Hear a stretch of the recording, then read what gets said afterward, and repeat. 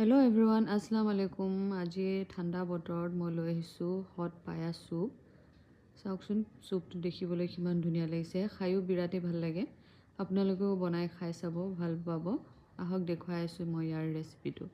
ইয়াৰ কাৰণে মই লৈ লৈছোঁ এয়া পায়াখিনি ধুনীয়াকৈ এতিয়া মই ধুই ল'ম।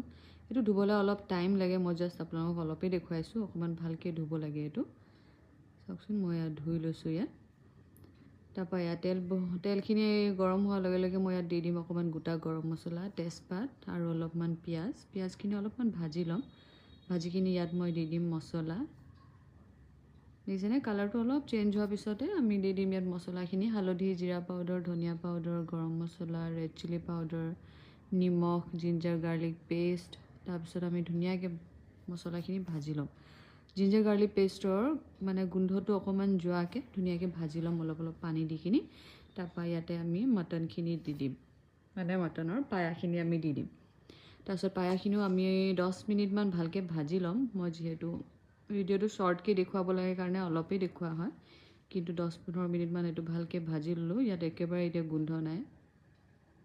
তাৰপৰা এতিয়া মই পানী দি দিম ইয়াত।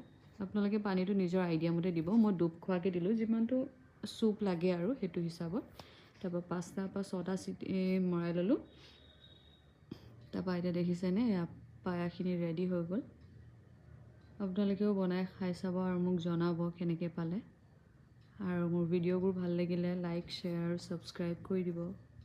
Thank U.